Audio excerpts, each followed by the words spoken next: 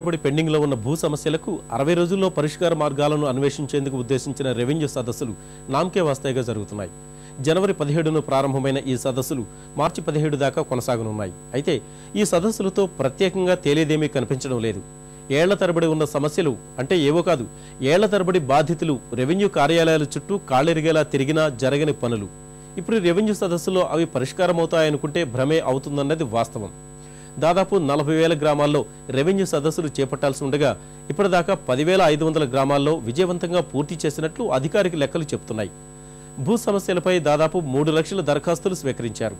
సదస్సులకు ఇంకా సమయం ఉన్నందున దరఖాస్తుల సంఖ్య భారీగా పెరిగే అవకాశం ఉంది. కానీ పరిష్కారాలే ఏం చూపిస్తారోనన్నది ఇక్కడ ప్రధాన సమస్య.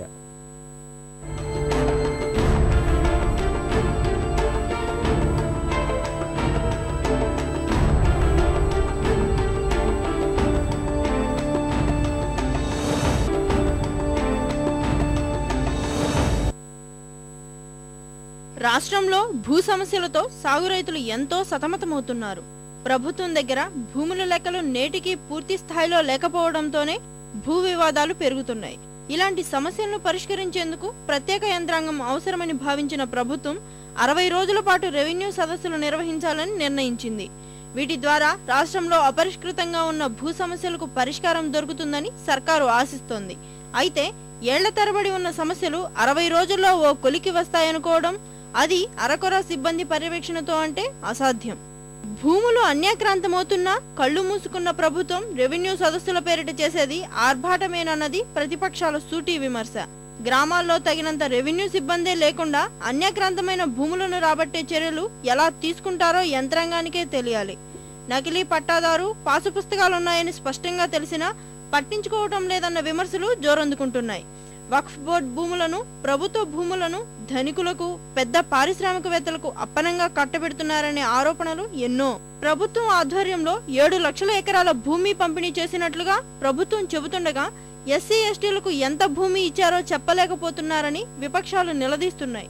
ఇలాంటి పరిస్థితుల్లో 60 రోజుల్లో ఏళ్ల తరబడి పెండింగ్ లో ఉన్న సమస్యల్ని కొలికి తీసుకురావడం ఏమంత సులభం కాదు. రెవెన్యూ సదస్సులు గ్రామాన పెడతా ఉన్నారు. అది నామకావాస్తు సదస్సులే తప్ప పూర్తి స్థాయిలో రైతులకు ఉన్నటువంటి ఇబ్బందుల్ని నమోదు చేసుకున్నారే తప్ప మరి ఎక్కడా కూడా అక్కడ పరిష్కారం అయ్యేటువంటి సమస్యలను కూడా ఎక్కడా కూడా పరిష్కరించట్లేదు. సదస్సుల వలన పూర్తి న్యాయం జరగాలంటే అక్కడ ఉన్నటువంటి సమస్యల్ని ఒక సిటిజన్ చార్ట్ ప్రకారం ఇన్ని రోజుల్లో మీ సమస్యను దీనికి పరిష్కరిస్తామని చెప్పి ఒక రసీదు ఇచ్చి రిజిస్టర్ను మెయింటైన్ చేసి ఆ రకంగా చేస్తేనే తప్ప ఈ సమస్యల పరిష్కారం కావు. సామాన్య ప్రజల ముంగిటికే రెవెన్యూ యంత్రాంగం అన్న నినాదంతో రూపుదిద్దుకున్న రెవెన్యూ సదస్సులు నిజంగానే అభాసు పాలవుతున్నాయి. సిబ్బంది అలసత్వం, ఉన్నతాధికారుల పర్యవేక్షణ లోపం వెరసి సదస్సుల్లో సామాన్యుడికి పరిష్కారం అందని ద్రాక్ష అవుతుంది. అన్ని రకాల భూ వివాదాలు, సమస్యలు పరిష్కరిస్తామని ప్రభుత్వం అట్టహాసంగా హామీ ఇవ్వనైతే ఇచ్చింది, కానీ ఆచరణలో మాత్రం అదెంత సాధ్యమో త్వరలోనే తేలిపోతుంది. సదస్సులు నిర్వహిస్తున్నారు. ఆయా మండల తహసీల్దార్తో పాటు ఆర్ఐ, విఆర్ఓ, సంబంధిత అధికారులు ఈ సదస్సుకు హాజరు కావాలి. ఆయా గ్రామాల్లో ఎప్పటి నుంచో ఉన్న రెవెన్యూ భూ సమస్యలు పరిష్కరించేందుకు దరఖాస్తులు స్వీకరిస్తారు. వాటిని అక్కడే పరిశీలించి పరిష్కరించాలి, లేదంటే పరిష్కారానికి మార్గాలు సూచించాలి. సమస్యను తక్షణం పరిష్కరించడానికి అధికారులు చొరవ చూపాలి. జరుగుతున్న తంతు మాత్రం వేరేగా ఉంటుంది. నిజానికి ఆయా గ్రామాల్లో ఉన్న సమస్యలపై స్థానిక రెవెన్యూ యంత్రాంగానికి పూర్తిగా అవగాహన ఉంటుంది. సదరు దరఖాస్తుదారుడు అనేకసార్లు సంబంధిత అధికారి చుట్టూ ప్రదక్షిణలు చేసిన వారే. అయినా సమస్యలు పరిష్కరించడంలో మాత్రం అధికారులు చొరవ చూపడం లేదు. రెవెన్యూ యంత్రాంగంలో పెరిగిపోయిన అవినీతి, అక్రమాల వల్ల ప్రజలు అవస్థలు పడాల్సి వస్తుంది. భూ సమస్యలు, వివాదాలు సృష్టిస్తున్న వారిలో కొందరు రెవెన్యూ శాఖ అధికారులే ఉంటున్నారు. ప్రభుత్వ భూమిలో అనాదిగా సాగు చేస్తున్న రైతును కాదని మరొకరి పట్టాదారు పాసు పుస్తకం అందిస్తున్నారు. సదస్సులో దరఖాస్తులు అందిస్తున్న వారిలో అనేక మంది ఇలాంటి వారే కావడం గమనార్హం. ప్రభుత్వ భూముల్లోనైతే దశాబ్దాలుగా వివాదాలు నడుస్తున్నాయి. సదస్సుల వల్ల తమకు కొత్తగా ఒరిగేదేమీ లేదన్నది జనం చెప్తున్న మాటే. మా గ్రామము టానా దగ్గర కూడా రెవెన్యూ సదస్సు జరిపారు. అయినా ఆ సదస్సులో రాజకీయంగా వాళ్ళకి అనుగుణంగా ఉండే వాళ్ళకి ముందుగా ప్లాన్ చేసుకొని వాళ్ళకి ఏమంతా అధికారులు చెప్పించుకొని వాళ్ళ వచ్చి ఇన్వాల్వ్గా ఉండే వాళ్ళకే చేపించారే కానీ మిగతా రైతులకి ఎటువంటి సహాయం జరగలేదు. దీంతో కూడా ఎంఆర్ఓ ఆఫీసు ప్రతి ఒక్క ఆఫీసర్సు ఉద్యోగస్తులు గవర్నమెంట్ ఉద్యోగస్తులు కూడా రాజకీయంగా పలుకుబడి ఉండే వాళ్ళకే వాళ్ళ ఎన్నాళ్ళు ఉండి చేపిస్తున్నారే కానీ ప్రజలకు ఏమాత్రం మిగతా ప్రజలు అనే వాళ్ళకి అందరికీ ఒకే న్యాయం జరగలేదు. రెవెన్యూ శాఖ వాళ్ళు రెవెన్యూ సదస్సులు నిర్వహిస్తున్నారు. గ్రామాల్లో ఉండేటటువంటి ప్రజల సమస్యలను పరిష్కరించే దానికోసం ప్రభుత్వం ఈ చక్కని కార్యక్రమాన్ని ఏర్పాటు చేయడం ఒక అదృష్టంగా కూడా మనము భావించవచ్చు. కానీ సమస్యలు అనేటటువంటివి ఎప్పటి నుంచో ఉండేటటువంటి జటిలమైనటువంటి సమస్యలే వస్తూ ఉంటాయి కాబట్టి దాని పరిష్కారానికి కొంత రాజకీయ దృష్టి కూడా దాని మీద పడేటటువంటి పరిస్థితి ఉంటుంది. చిత్తూరు జిల్లాలో 20 రోజులుగా జరుగుతున్న సదస్సుల్లో 2.10 లక్షల దరఖాస్తులు వచ్చాయి. ఇందులో 70% పరిష్కార యోగ్యం కావని, కోర్టుల్లో పరిష్కరించుకోమని అధికారులు సలహా ఇస్తున్నారు. సదస్సుల్లో సమస్యలు పరిష్కరిస్తే తమ మాటకు విలువ పోతుందన్న బెంగ రెవెన్యూ యంత్రాంగంలో స్పష్టంగా కనిపిస్తోంది. అవినీతి అక్రమాలకు పాల్పడేందుకు అవకాశం ఉండదన్న భయం నెలకొంది. ఈ కారణంగా ప్రజా సమస్యలు పరిష్కరించడంలో సహజంగానే అలసత్వం ప్రదర్శిస్తున్నారు. ఇది జనం చెబుతున్న మాటే. ఏ డిపార్ట్మెంట్లో సకాలంగా న్యాయం జరిగేది లేదు.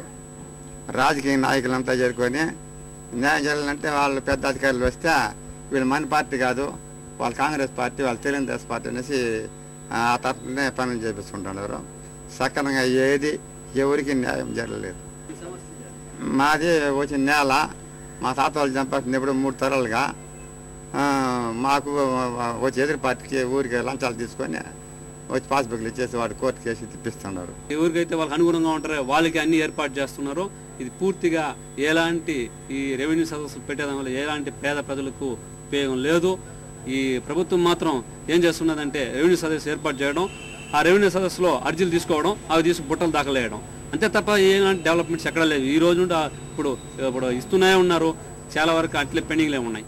కాబట్టి ఇవన్నీ గుర్తెరిగి ఈ రెవెన్యూ సదస్సులో ఇంకబేటగా జరిగే కూడా ఇప్పుడు 17వ తేదీ వరకు ఉన్న రెవెన్యూ సదస్సు అన్నారు.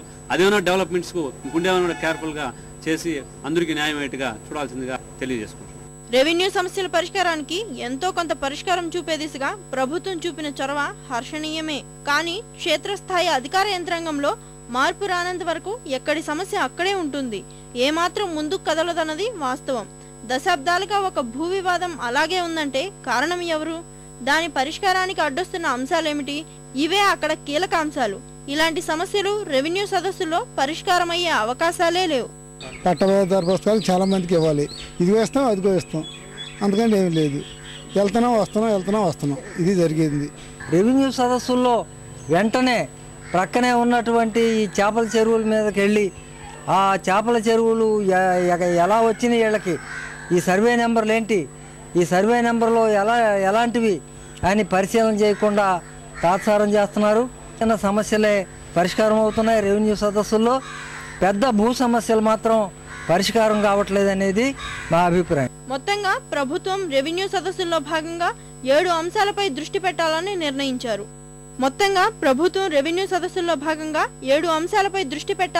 నిర్ణయించారు. పట్టా మార్పిడికి అర్జీలను స్వీకరించడం, భూమి రికార్డుల్లో వివరాల నమోదు, ప్రభుత్వ దేవాదాయ వక్ఫ్ భూముల వివరాల సేకరణ, పట్టాదారు పాసు పుస్తకాలకు సంబంధించి అర్జీలు స్వీకరించడం, ఎస్సీ ఎస్టీల అసైన్డ్ భూముల సమస్యల పరిష్కారం, రుణ అర్హత కార్డులు లేని సాగు రైతులకు కార్డుల మంజూరు, గత 5 విడతలుగా భూ పంపిణీ ద్వారా భూమి పొంది దాన్ని ఇంతవరకు స్వాధీనం చేసుకొని వారి సమస్యలు, 6వ విడత భూ పంపిణీకి లబ్ధిదారులను గుర్తించడం వంటివి రెవెన్యూ సదస్సుల్లో భాగంగా చేపట్టనున్నారు.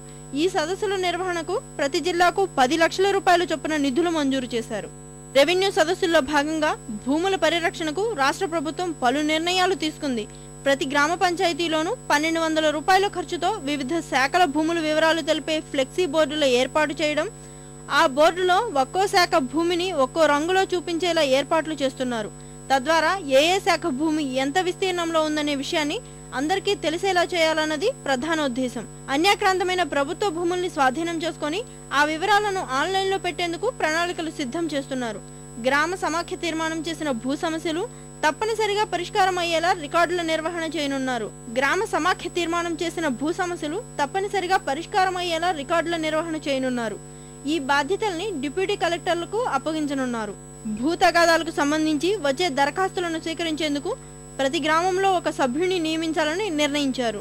గ్రామ పెద్దలు, కమిటీ సభ్యులు, పూజారులు, ఇతర ప్రైవేటు వ్యక్తుల పేర్లపై ఉన్న దేవాదాయ భూముల్ని రెవెన్యూ సదస్సుల్లో ఆలయం పేరు మీద రిజిస్టర్ అయ్యేలా చర్యలు తీసుకోవాలని సంకల్పించారు. ఇవి ప్రధానంగా రెవెన్యూ సదస్సుల ద్వారా చేపట్టనున్న మార్పులు, చేర్పులు. ఇప్పటిదాకా ప్రభుత్వం దగ్గర భూముల లెక్కలు అంత పటిష్టంగా లేవన్నది వాస్తవం. రెవెన్యూ సదస్సుల ద్వారానే ప్రభుత్వ, వక్ఫ్, దేవాదాయ, అసైన్డ్ భూముల్ని గుర్తించాలని అధికారులకు ఆదేశాలు వెళుతున్నాయి. అంత సులువేం కాదు. అయితే క్షేత్రస్థాయిలో పట్టాదారుల సరిహద్దులకు సంబంధించిన సమాచారం దొరకడం అంత సులువేం కాదు. వీటన్నింటినీ గుర్తించాలంటే తగినంత సంఖ్యలో సిబ్బంది అవసరమే. ఎంతో కాలంగా ఈ సమస్యలు ఉన్నవే. క్షేత్రస్థాయి అధికారులు సమస్యలను మళ్లీ ప్రభుత్వ దృష్టికి తీసుకొచ్చారు. ప్రధానంగా భూ సంబంధిత లెక్కలు తేలాలంటే సర్వేయర్ల అవసరముందని జిల్లా అధికారుల రెవెన్యూ మంత్రికి సూటిగానే చెప్పారు. ప్రధానంగా భూ సంబంధిత లెక్కలు తేలాలంటే సర్వేయర్ల అవసరముందని జిల్లా అధికారులు రెవెన్యూ మంత్రికి సూటిగానే చెప్పారు. నిధుల కొరత కారణంగా ఆశించిన రీతిలో ఈ సదస్సులు నిర్వహించడం కష్టసాధ్యమేనన్నది వారు చెబుతున్న మాటే. దాని మీద రైతులకు ఉపయోగపడేది ఏం లేదండి. ఏదో ముక్కుబడిగా ఏదో పేపర్ అందరికి తెలవదు, ఏదో రాకుండా కూడా సరిగ్గా చేయట్లేదు. సరిహద్దు సమస్యలు బోళ్ళు ఉన్నాయండి. సరిహద్దు సమస్యలు అవి అవసరం వచ్చినప్పుడు పొరపాటున డాక్యుమెంట్స్ దాఖలు చేసి అప్లికేషన్ పెట్టినా కానీ ఇది వాయిదాలు వస్తాయని ఎప్పుడు చేయరండి, ఎప్పుడూ చేయరు. ప్రతి ప్రజాప్రతినిధి రెవెన్యూ సదస్సుల్లో భాగంగా ఒక గ్రామంలోనైనా హాజరయ్యేలా చొరవ తీసుకోవాలని కలెక్టర్లకు ఆదేశాలు అందాయి. భూ సమస్యల పరిష్కారానికి ఉత్తమ ప్రతిభ కనబర్చిన 3 మండలాలకు జిల్లాల వారీగా ప్రోత్సాహకాలు అందించనున్నారు. రచ్చబండ సమస్యలు, ఇతర దరఖాస్తుల్ని రెవెన్యూ సదస్సులతో ముడిపెట్టవద్దని సర్కారు క్షేత్రస్థాయి అధికారులకు స్పష్టం చేసింది. మొత్తంగా రెవెన్యూ సదస్సులు ఆశించిన స్థాయిలో ఫలితాల్ని మాత్రం ఇవ్వలేకపోతున్నాయి. కార్యక్రమం ఏదైనా సామాన్య జనానికి ఉపయోగపడితేనే ఆ పథకం విజయవంతమవుతుంది. లేకపోతే ఇలాంటి కార్యక్రమాలు ఎన్ని చేసినా వృధానే.